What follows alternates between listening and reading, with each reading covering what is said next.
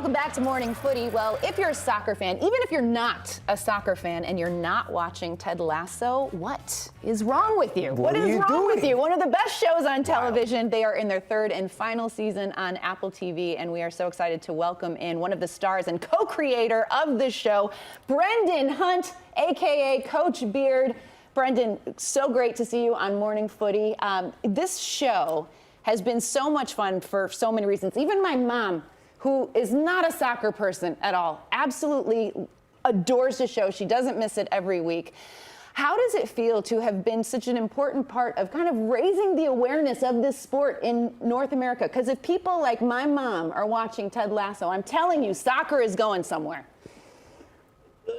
Well, first of all, hello, Susanna's mom.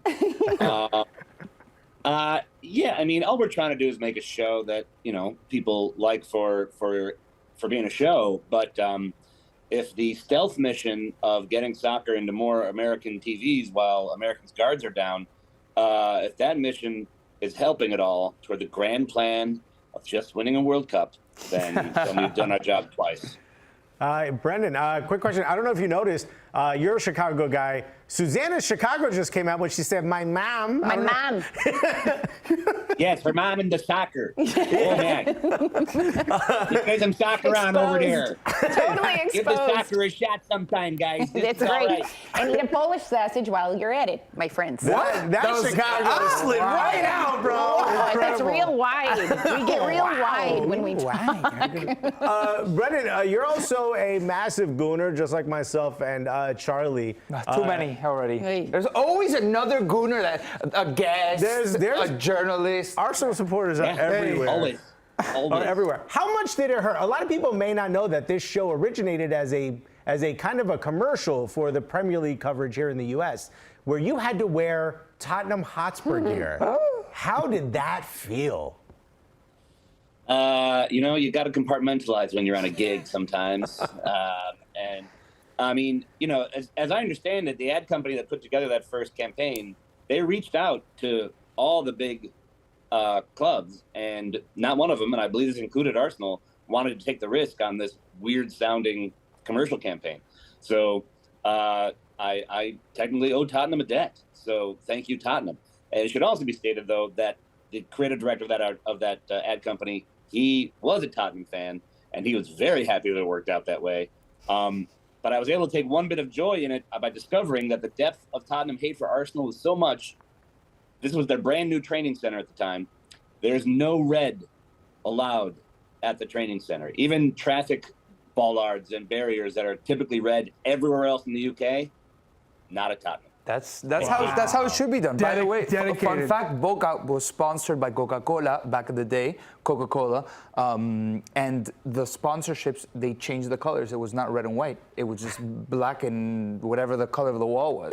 That's crazy. That's smart. Hey, that's how it should be done. That's dedication. I'm curious, Brendan.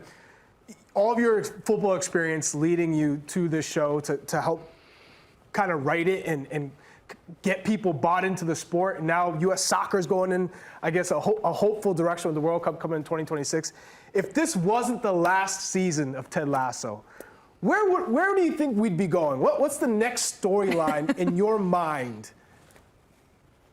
I don't know that it's the last season of Ted Lasso, Charlie. Oh, let's go! You trying to trick me here? To say something that? I have a theory. I'm dying. Brendan, I have a theory. I have a theory that, and this makes perfect sense, that Ted Lasso goes to MLS and becomes an MLS coach, and you've got the partnership now. I think this is, Apple it writes TV. itself. It writes itself, Brendan. Yeah, and then they go win the Club World Cup, and they beat Richmond in the Club World Cup. Perhaps LAFC. Maybe Steve Cherundolo's out. We bring in Ted Lasso. I know you're a big LAFC guy. Hey, it makes sense. Why we gotta drag Steve Cherundolo into this? He's having I love Steve now Cherundolo. all of a sudden we're kicking him. Yeah, we don't know if it's gonna be next or not, but what's next or not, we're gonna take a break after this season. Will there still be a show? Will it still be these characters? Will it still take place in soccer world? Literally everything is on the table, including that we're we are maybe done. We don't know, but we definitely haven't decided anything yet. So you're telling us beautiful. there's a chance. Nice. This is very Correct. exciting Music to my news. ears. That's right. Okay, so Susanna's mom, you hear that? Oh, Susan is Mom. absolutely thrilled, Brendan. She is going to throw a party. She's going to pop some bottles. It's going to be Right now, she's cutting into a She deep is. dish, freaking out. She is. She absolutely is. Okay, so right now we're going to play a little game of this or that. So we have theorized that some of the characters in Ted Lasso are based on real life actual footballers. And so we're going to do a this or that where you will pick your 3v3 side. Would you pick the real life inspiration or the Ted Lasso character? So we'll start with Roy Kent, who we believe was inspired by Roy Keane. Roy Keane. Pretty obviously. Manchester United legend. Number one, are we correct? Or would you Yes. tell us? Or we are? 100% correct. And in fact, I couldn't believe that we were keeping the name Roy Kent. That was a placeholder. And then like a week before shooting, like, hey guys, we haven't changed the name yet. They're like, oh no, we're not changing the name. Brilliant. We're not? So yes, that would rather unsubtly be based on Roy Kent. Okay, so who are you picking if, on a 3v3 side? Oh gosh. I know. I guess I'm gonna go Roy Kent because Roy Keane is just that little bit extra unpredictable and destructive mentally on himself and those around him. So yeah. That's fair. Narrowly. That's a perfect answer as far as I'm concerned. Okay, next one is obviously we have Jamie Tart on the show. We believe he is inspired by Jack Grealish of Manchester City. True or false? Merely his hair is inspired by Jack Grealish, and that wasn't even until season 3. I mean, Jack Grealish wasn't even really a thing yet when we were writing season 1. Oh, okay. So this Jack Grealish connection is sort of latter day, but we don't mind it. I'm going Jamie. Jamie gets more goals and costs less money. I agree, and I think he's more versatile than Jack Grealish. Ooh, you did. You had a than Jack Grealish. Yeah. Yeah, we broke him down. Yeah, he makes the final pass. Yeah, but The final pass. but he's also, he can provide you so many different things. He can play on the wing, he can play centrally. And now he's a leader. And now he's a Now he's leader. assists. Yeah, he's getting under the up early. And he may tutelage not of draw Roy. fouls as much as Grealish does, but he still draws the odd. So key foul. Brendan, who So, was the inspiration for Jamie Tart? Was there one? There wasn't really one in particular. I mean, he was just sort of drawn from like various pouty divas. I mean, there was, I had a lot of moments in the writers' room where I had to be like, okay, everyone in this room who doesn't like soccer at all, there's a guy named Ronaldo. Yeah. And so a little bit Ronaldo, a little bit Antonio Cassano, just kind of a mixed bag of pouty lunatics. I feel like it was so timely that just Grealish, when he came into the very. Premier League and The Ted Lasso effect. That's how powerful it is. There you go. Maybe Grealish is modeling himself after Jamie Tart. I see that. You never know. Okay, Possible. how about Zava and Zlatan Ibrahimovic? I mean, we feel like this is a slam dunk. This has to be Zlatan. Yeah, everyone assumes that, but the lawyers have told me that we actually drew Zava from a wide range of players, Okay. including Zlatan. I mean, this one I gotta go with the real life guy. Yeah, I mean, Zlatan's just too much. Even our fantasy Zlatan does not match up The real deal. to the unbridled greatness of Zlatan.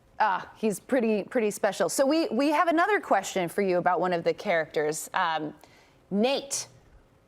How much of his journey we equate him to Jose Mourinho with the graying hair? Was that an inspiration for Nate at all? Because we've been met with some people that do not agree with the Mourinho comparison. I get a lot of Jose in him. He's got the Yeah. gray hair now, and he started as like a equipment manager. Like Jose Mourinho Worked was a his way teacher. up. Right. Jose loves baklava, I hear. Yeah.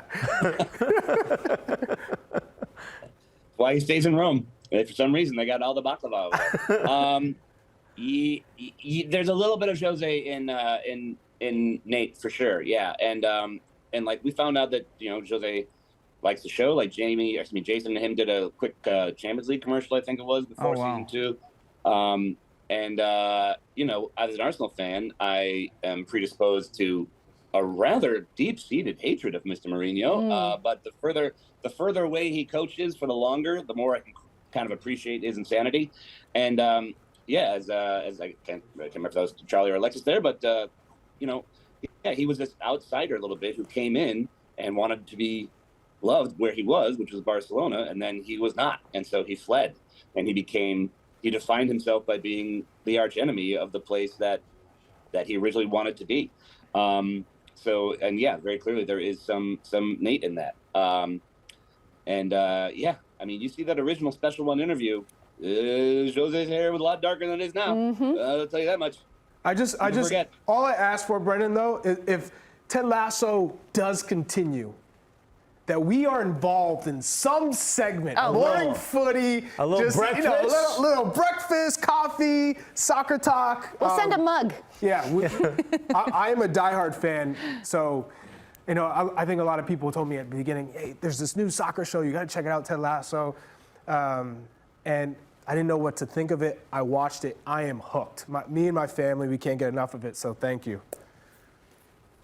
Thank you. I mean, it's been so nice, the reaction to the show all around, but in particular, hearing from the soccer world, and particularly people who've been in the trenches, because people who, there's enough people who are like, it's not like that. What they're doing is fake. What they're doing is wrong. But when people have been in the trenches, they're like, yeah, we don't care. It means a lot. So, Brendan, it's very clear that there's people who care about the sport in the writers' room, and I don't know if it was your choice, but as a friend of the late great Grant Wall, I do want to say thank you for holding his book in a scene. That was really cool. The Beckham Experiment. It was really nice to see. I do want to ask about just soccer in America. You guys are kind of a part of the growth now. What do you think about the growth of the sport in this country, and how does it feel to be a part of it? I mean, the running gag for Men in Blazers, for almost 20 years has been soccer, American sport of the future since 1974. So this thing has been churning for a long ass time. We're always saying that it's about to break, and but it's also more here than we give it credit for. I mean, we have shows like this now. We have whole networks devoted to it. We get to watch more games and more leagues in this country than anyone else in the world does. And yet we feel like we're still not there yet. I've been trying to get my American friends who are not into soccer into it since I moved back from, a time in Europe that opened my eyes to the sport. And so I've kind of been on this train for a while, but yeah, I mean, soccer is bigger than all of us, and soccer, even in America, is bigger than all of us. And there's only so much of that I can do to help that, but I'm happy to do what we can. And if it just gets the children involved, stop playing the other sports, win the World Cup before I die. That's all I care about. It's going to happen. Do we have a chance, do you think, in 2026, Brendan? The chance? Yeah. Yeah. I mean, we'll have the best players we've ever had, top to bottom. I think we're going to get that striker thing sorted by 2026. And that 9.